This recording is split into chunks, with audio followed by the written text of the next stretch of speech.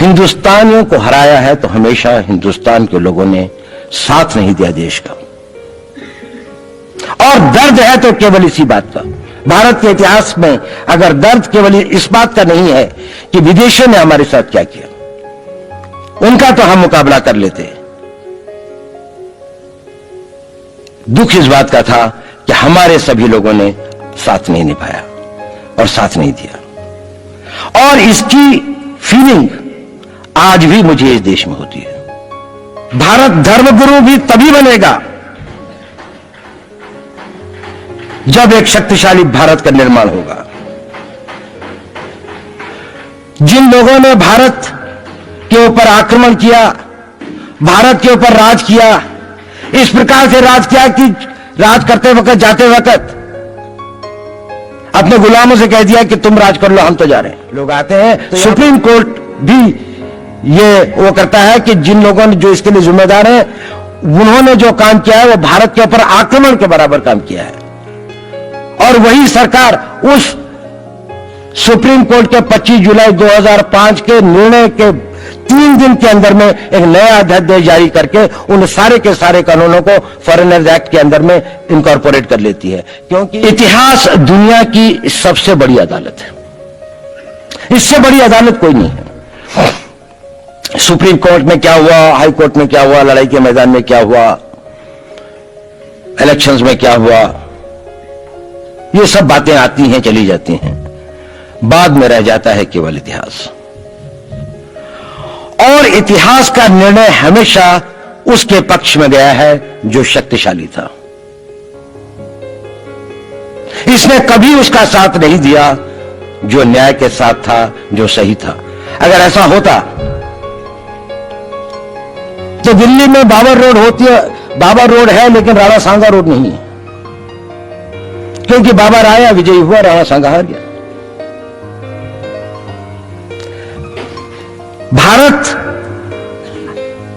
की हिंदूशाही किंगडम अफगानिस्तान से होती सिकुड़ती सिकुड़ती सिकुड़ती यहां तक नहीं आ जाती। हमने किसी पर आक्रमण नहीं किया, हमने किसी के जीवन मूल्यों को नष्ट नहीं किया, हमने किसी के धर्म ग्रंथों को और धर्म स्थानों को नष्ट नहीं किया। शायद हम न्याय संगत थे, शायद सत्य भी हमारे पक्ष में था, लेकिन शक्ति हमारे साथ नहीं थी। इसलिए इतिहास ने हमें उसकी सजा दी। इतिहास ने हमेशा उनको सजा दी जिन्होंने विचारों को कर्म से और न्याय को शक्ति से अधिक महत्व दिया। अब मैं ये नहीं कह रहा हूं कि उसको उसकी तिलांजलि कर देनी चाहिए, ये नहीं है कि न्याय का अपना महत्व नहीं है, लेकिन यदि कॉन्फ्लिक्ट ऑफ इंटरेस्ट हो तो शक्तिशाली बनना ज्यादा आवश्यक है। भारत धर्मगुरु भी तभी बनेगा जब एक शक्तिशाली भारत का निर्माण होगा। जिन लोगों ने भारत के ऊपर आक्रमण किया, भारत के ऊपर राज किया, इस प्रकार से राज किया कि राज करते वक्त, जाते वक्त अपने गुलामों से कह दिया कि तुम राज कर लो, हम तो जा रहे हैं, तो यहां पर गुलाम वंश भी बन गया। अगर हम लड़ाई के वॉरफेयर के उसूलों से देखें कि किसी भी राष्ट्र की जो कॉम्प्रिहेंसिव स्टेट पावर होती है, किन चीजों से वो लड़ाई लड़ता है, जिसको हम कहते हैं कि ये शक्तिशाली है, दूसरा शक्तिशाली नहीं है, क्या वो अवयव होते हैं उसके, क्या घटक होते हैं उसके। तो भारत के पास जनशक्ति, धन शक्ति, ज्ञान की शक्ति, टेक्नोलॉजी की शक्ति, और जिन लोगों ने आक्रमण किया उनकी शक्ति को अगर हम ये देखें तो शायद 1 और 1000 का अनुपात भी नहीं होता। लेकिन उसके बाद भी हम वो नहीं कर पाए। और ये प्रश्न भी किसी ने पूछा, उस पर मैं आऊंगा बाद में। निवेदिता जी ने उसका बहुत अधिक उत्तर दिया, बहुत अच्छा उत्तर दिया था कि क्या कारण है, किसके कारण भी हम लोग इस लड़ाई में इतिहास ने हमारे साथ या हमारे पक्ष में न्याय नहीं दिया। क्या कारण है कि कश्मीर में हम लड़ रहे हैं, जिन्होंने हमारे ऊपर आक्रमण हो रहा है, हमारे ऊपर बाहर से लोग आकर वायलेशन हमारे बॉर्डर का करते हैं, इन्फिल्ट्रेटर्स हमारे यहां आते हैं, जबकि पूरा का पूरा कश्मीर भारत का भाग है, अभिन्न भाग है। कानून के अनुसार वहां के राजा ने यह हस्ताक्षर किए, हमें दिया। क्या कारण है कि करोड़ों की संख्या में बांग्लादेश से लोग भारत में आते हैं, हम बाड़ लगाते हैं, वो लोग वहां से मना करते हैं कि आप हमारे आदमियों को आने दीजिए, और हम कुछ नहीं कर पाते। और भारत में 2 करोड़ नागरिक रहते हैं, हम हर एयरपोर्ट के ऊपर में इमिग्रेशन की चेक पोस्ट लगाते हैं कि कहीं पर कोई एक आदमी बिना पासपोर्ट के या बिना वीजा के भारत में प्रवेश न कर जाए। यहां पर लाखों की संख्या में, करोड़ों की संख्या में लोग आते हैं। सुप्रीम कोर्ट भी ये वो करता है कि जिन लोगों ने जो इसके लिए जिम्मेदार है, उन्होंने जो काम किया है वो भारत के ऊपर आक्रमण के बराबर काम किया है।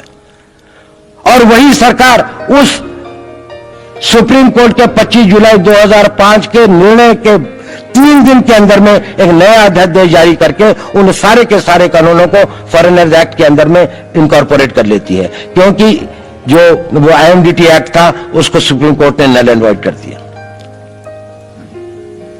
ये सब बातें हमें सोचने और समझने की आवश्यकता है। एक कारण, मैं ज्यादा चीजों में नहीं जाना चाहता, इतना समय भी नहीं होगा, कि भारत विदेशों से इतना नहीं हारा। अंग्रेजों ने भारत के खिलाफ कोई लड़ाई ऐसी नहीं जीती जिसमें कि अंग्रेजों की फौज में भारतीय सिपाही नहीं थे।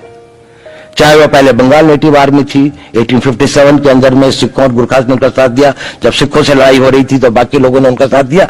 हमेशा नेटिव आर्मी उनके साथ थी। जब जब आक्रमण वेस्ट से हुआ, चाहे वो पार्थिव थे, चाहे हून थे, चाहे मंगोल आए, बाद में मुगल आए, तो लश्कर कहां बने? वो तो थोड़े से लोग आए थे। लश्कर बने काबुल में, जिस वक्त तो इस्लामाइज भी नहीं हुआ था, लाहौर में, सरहंद में।